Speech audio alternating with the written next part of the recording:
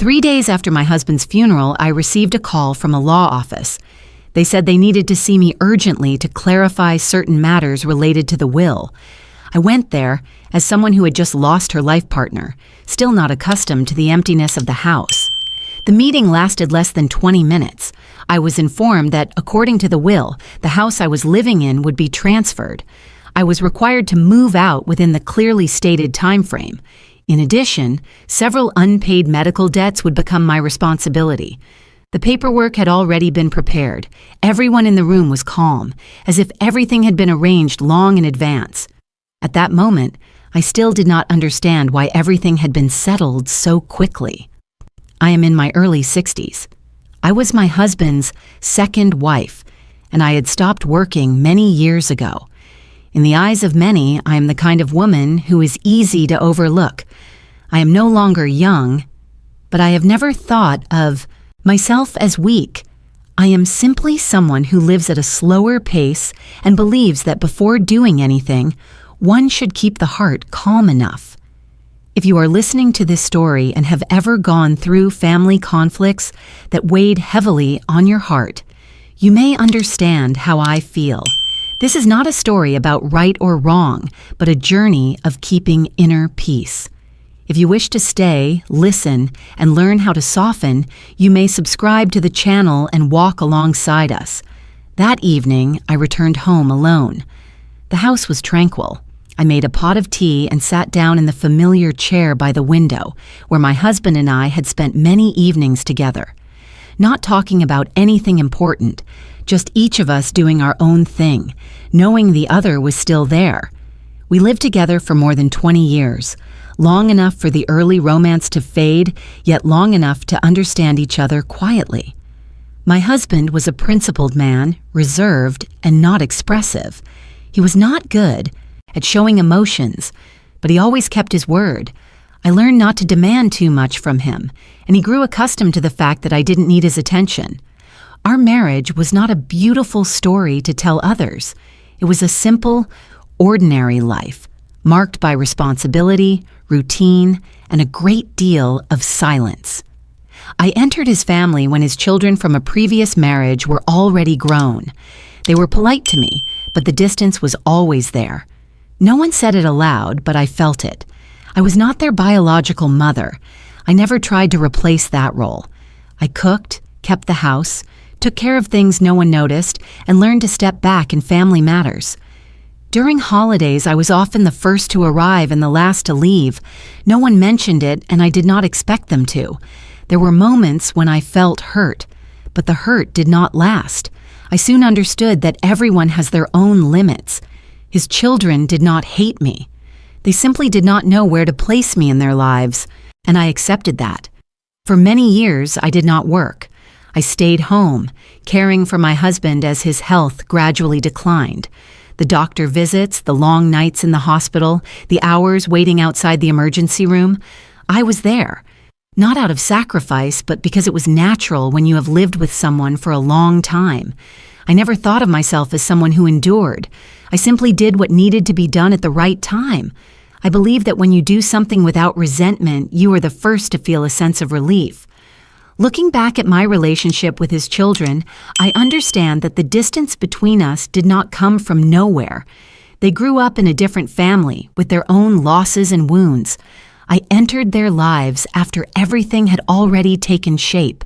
My presence, even without ill intent, was still a change they did not choose. I do not believe they meant to hurt me. I think more about insecurity, fear when their father remarried, fear that their interests might be divided, fear that the future was no longer inevitable. When people feel insecure, they often act defensively. Defensiveness can also appear very much like coldness. Because I understood that, I did not react harshly during the meeting at the law office. I was sad. I was hurt. However, I did not feel the need to argue immediately. I knew that if I let emotions take the lead at that moment, every word spoken afterwards would carry scars. I sat in the familiar house and thought about my husband. He was someone who believed that everything in life has its reason, not a reason to resign oneself, but a reason not to judge too quickly. I do not know what he was thinking when he arranged everything that way, but I believe he did not want me to live the rest of my life in resentment, and I do not want that either. The formal meeting took place on a cloudy morning. I arrived 10 minutes early. The law office was on an upper floor overlooking a busy street below. People moved quickly outside while I sat still, my hands resting on my lap, waiting for my name to be called. When I entered the conference room, everyone was already present. My husband's 2 children from his previous marriage sat across from me, with their lawyer beside them. In front of each person was a thick, neatly arranged folder. No one appeared uneasy. Everything felt familiar, as if this had been prepared long in advance. The lawyer began reading the terms. His voice was flat, emotionless. He spoke about the will, about ownership, about financial obligations. The dry language echoed in the enclosed room, utterly detached from the life I had lived for more than 20 years. According to the documents, the house I was living in did not belong to me. I was allowed to stay for a short period to arrange my belongings. After that, I was required to return the property in its original condition. In addition, certain medical expenses incurred during my husband's treatment would be my responsibility, as I was his spouse and had signed the relevant documents. I heard every word clearly. I did not interrupt. I did not ask for clarification. Not because I didn't understand, but because I needed to be certain that I was hearing exactly what was being said, without my emotions distorting it. When the lawyer stopped, the room fell silent. I could feel everyone's eyes on me. Perhaps they were waiting for a reaction. Perhaps they were accustomed to seeing people protest, cry, or argue in similar situations. But I did nothing. I sat still, looking at the folder in front of me. It suddenly occurred to me that nowhere in those documents was there a single line mentioning the 20 years I had lived in that house. There was no clause about the nights I stayed in the hospital when my husband was too weak to stand on his own. Those things were not in the will and therefore had no legal value. The feeling at that moment was difficult to put into words. It was not exactly anger, nor was it simply sadness. It felt like being erased from a story I had been part of for a very long time. I looked at my husband's 2 children. They maintained a composed appearance, but I noticed minor signs. One kept adjusting his tie. The other clenched his hand beneath the table. That was not confidence. It was tension, carefully concealed. I understood that for them, this meeting was not easy either. They were protecting what they believed belonged to them. And when people fear loss, they often become more complicated than necessary. The lawyer asked if I had any questions or comments. I shook my head. I said that I needed time to review the documents. My voice was steady, not trembling, not raised. That calmness made the room feel unfamiliar. I sensed a brief flicker of surprise on their faces. Perhaps they had prepared themselves for a heated confrontation, but it did not happen. The meeting ended quickly. I was given copies of the documents and reminded of the deadline for my response. Everything followed procedure and protocol, leaving no room for emotion. When I stood up to leave the room, no one said anything further. There were no inquiries, no words of condolence. I did not resent that. I simply noted that in that moment I was no longer seen as part of the family, but merely as a party involved in a legal file. Outside the building, I paused for a moment by the entrance, not because I was overwhelmed, but because I needed to take a deep breath. I knew that if I reacted immediately, every decision afterwards would carry the echo of pain. I reminded myself that listening does not mean accepting everything as accurate, and silence is not always weakness. Sometimes it is simply a way to see more clearly, both the fears of others and my own. I walked away with the folder in my hands, my heart heavy but not unsettled. I knew this confrontation was not over.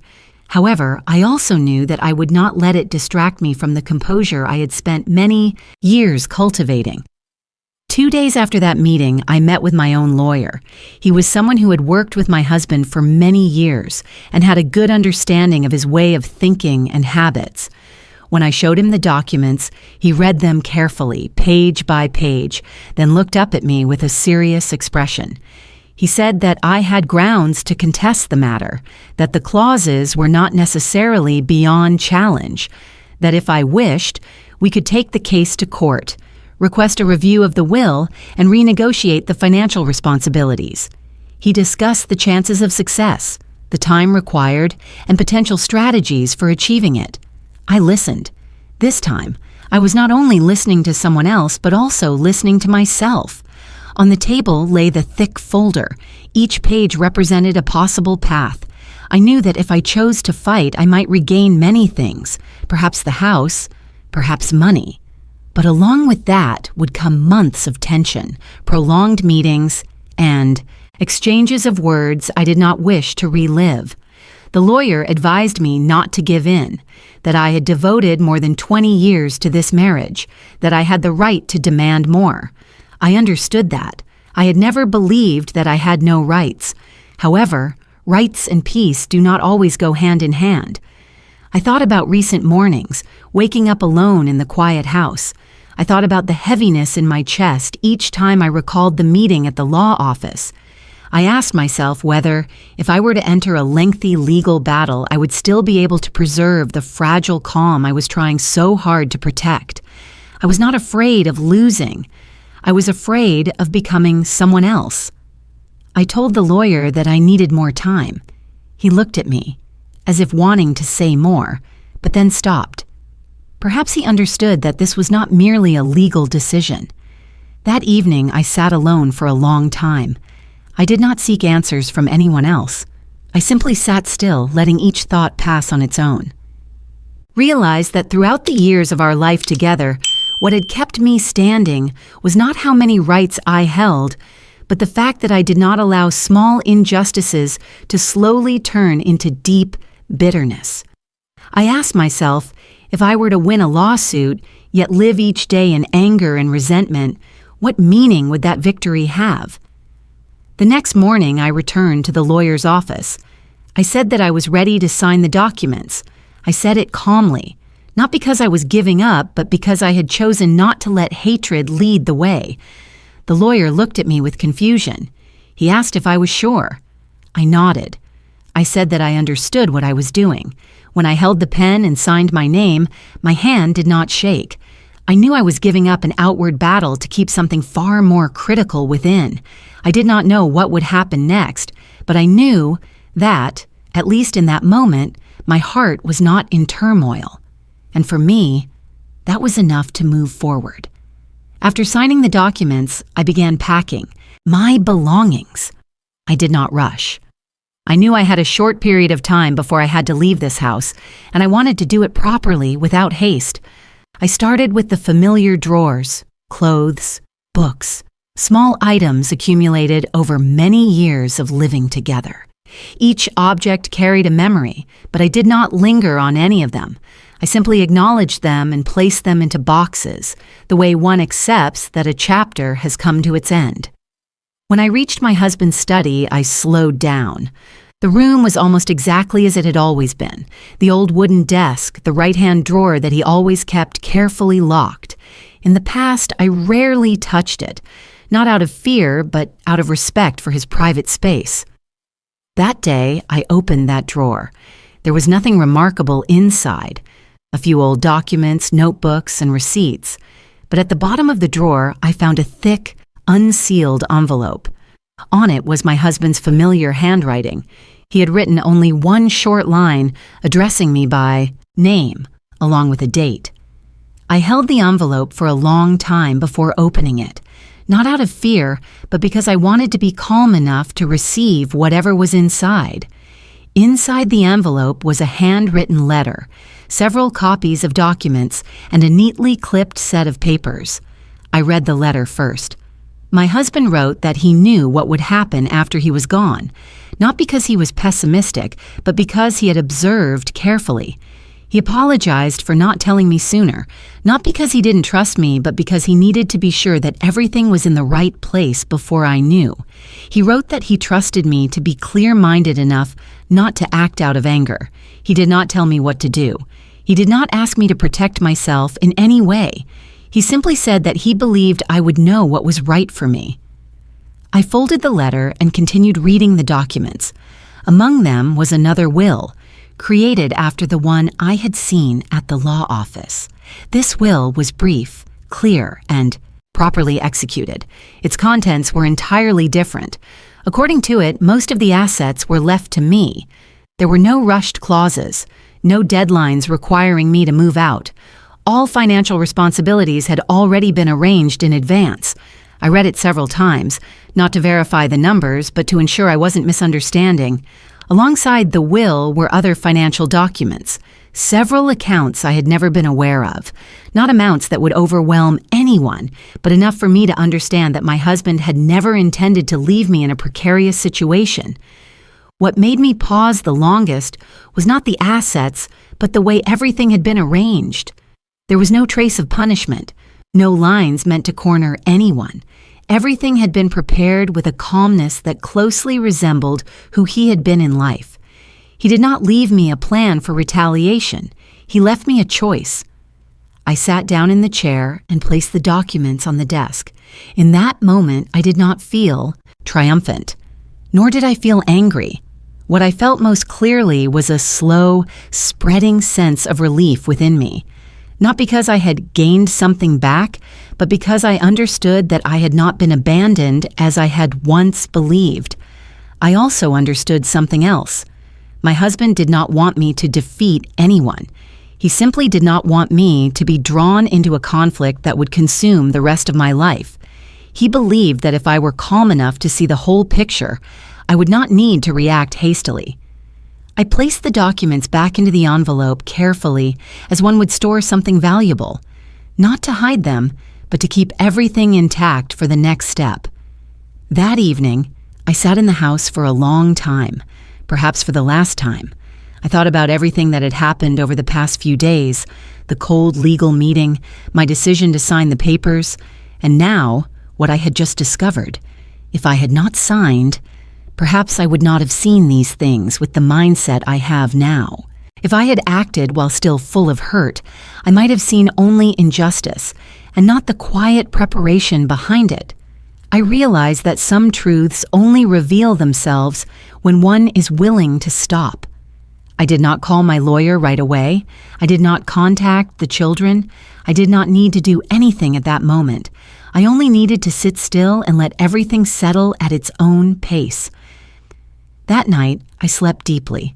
For the first time in many days, my heart was no longer taut with the question, why? I had not yet determined what to do with what I had learned. But I knew one thing for sure. The path ahead of me would not be guided by anger. And for me, that was already a different beginning. The meeting was arranged for late afternoon. I chose a quiet cafe, not a law office and not the old house. I wanted this to be a conversation, not a working session. When I arrived, the two children were already seated. They stood to greet me, polite but somewhat stiff. I noticed the tension in the way. They looked at me, as if they were waiting for something undefined. We sat down. No one rushed to speak. I ordered a cup of tea. They ordered coffee. Small choices, but they reflected something about our differences. I did not mind. I simply took note. I spoke first. I said that I wanted this meeting to be simple.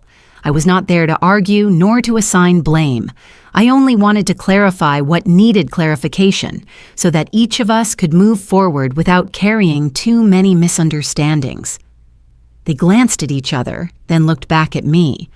One of them said that they also hoped things could end soon, that the past few days had not been easy for them. The voice sounded calm, but I still sensed the caution beneath it. I nodded. I said that I understood. I did not ask further. I did not need explanations. I took out a prepared folder, not to hand it over immediately, but to place it on the table between us. I said that I had reviewed all the documents and that I now understood more. Clearly what my husband had left behind. No one interrupted me. I said that I had no intention of making things more complicated. I did not want to prolong a relationship that already carried too much distance. I only wanted things to be transparent, fair, and bounded enough to avoid causing further harm. I continued slowly. I said that what belonged to each person would be their responsibility. What did not belong to me, I would not keep. I did not use the phrase, pay the price. I used only the words, take responsibility. The cafe remained quiet. I could hear the spoon lightly touching the rim of my teacup. One of the children clenched a hand, then relaxed it. I guess they were trying to remain composed. I did not read numbers aloud. I did not list every clause. I simply said that there were clear choices before them. I did not force anything. I did not rush them. I let them think for themselves. I said that I would respect their decision, whatever it might be. But I also stated clearly that after this meeting, I expected each side to keep to their own part and not prolong unnecessary disputes. One of them asked why I was doing this. I understood that the question was not pure curiosity, but confusion. Perhaps they had prepared themselves for a far more aggressive confrontation. I answered simply. I said that I did not want to live the rest of my life in a state of constant defensiveness. I did not want every decision to be made out of fear or anger.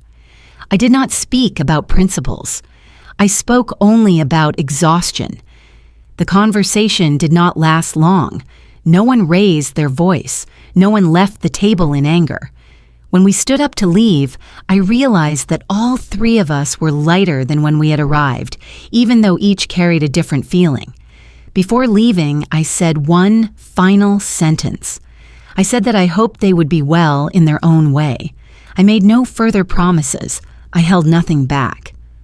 On the way home, I thought a great deal about the meeting. I did not know what choice they would make. I could not control what would happen next. But I knew that I had said what needed to be said and kept silent about what did not. I was not trying to teach anyone a lesson. I was simply setting boundaries to protect myself. The rest I left to life to arrange. And for the first time in many weeks, I realized that my heart was no longer stretched tight by waiting. I had done my part, gently but clearly. After that meeting, I no longer took the initiative to contact my husband's children. We maintained the exact distance we had agreed upon, not cold, but not close either. Each of us returned to our own lives. A few months later, I heard bits of news through the lawyer and through people we knew in common. Their lives were no longer as easy as they had been before. Matters that had once seemed quickly solvable were now taking longer than expected. Plans were delayed. Specific financial responsibilities that had previously been shielded now had to be faced more directly. I did not ask for details. I did not look into it further. What I knew was enough to understand that when there is no longer someone stepping in to carry the burden, each person must walk on their own feet. At times, I asked myself whether I should feel a sense of triumph, but the question passed quickly. I did not feel happy, nor did I feel sad in the old way. I felt only a familiar quiet, like watching a rainstorm pass without wanting to predict how long it would last. I do not believe that what happened to them was punishment. I view it as a simple consequence. When people make choices while feeling insecure, the road ahead is often more uneven. That does not mean they are bad people. It only shows that they need to learn their lessons in their own way. I also had my own lesson. Some nights I still think about my husband. I think about how he quietly arranged everything, not so that anyone would have to pay a price, but so that each person would be forced to face their own reality. I understand now that he did not want me to stand in judgment. He only wanted me to stand firm. I realized that if I allowed my heart to be filled with anger, then no matter how the external circumstances changed, I would still be the one who lost, not because of material loss, but because I would lose the peace I had tried so hard to preserve for many years. I did not defeat anyone. I simply did not let my heart be lost. And when I accepted that, everything that followed, whether easy or difficult, became lighter. I left the old house on a morning filled with gentle sunlight. I did not take many belongings, only what was truly necessary. I did not look back for long. Not because I was no longer attached, but because I had already said goodbye to that place earlier within my own heart. My new home is smaller, quieter. There is a small yard, just enough space to grow a few potted plants. In the mornings, sunlight fills the kitchen, just enough that I do not need to turn on the lights. Tiny things, yet they bring a sense of ease I had forgotten for many years. My pace of life naturally slowed down. I wake up earlier, not because I have things to do, but because I sleep well. I brew tea, open the window, and listen to the birds outside. There are days when I do not speak to anyone, and I find that perfectly fine. I began to reorganize my life, little by little. No grand goals, no need to prove anything. I simply do the things that make me feel light. Walking every afternoon, rereading old books, cooking for myself without rushing. After some time, I began meeting new people, mostly women around my age. Some had just gone through a divorce, some had lost their husbands, some were struggling within family relationships. They did not know whether to continue or let go. We did not gather to complain. We simply sat together, drank tea, and talked. Each person shared a little about herself. No one tried to give advice. Yet somehow, by listening to others' stories, I came to understand my own more clearly. Once, someone asked me what I had done to get through that difficult period. I thought for a moment, then answered that I had not gotten through it in the way people usually imagine. I simply did not run away from my emotions, and I also did not let them carry me too far. I did not talk about right or wrong. I did not talk about who owed whom anything. I only said that when we slow down enough to listen to ourselves, many decisions become clearer on their own. Gradually, I realized that what I had experienced was not just my own story.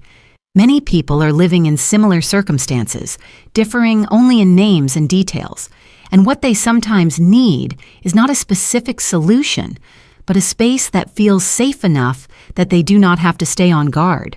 I do not try to change anyone's life. I am simply there when they need someone to listen, and I realize that it is precisely in those moments that I feel I am living a fuller life than ever before. I do not know where the rest of my life will lead me, but I know one thing for sure. I no longer live to satisfy expectations that do not belong to me. I live slowly, clearly, and thoroughly.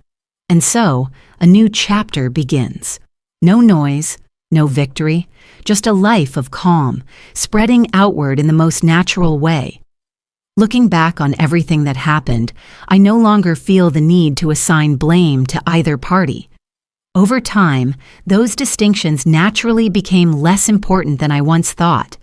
What stayed with me the longest was not the events themselves, but the feeling of how I chose to respond in each moment.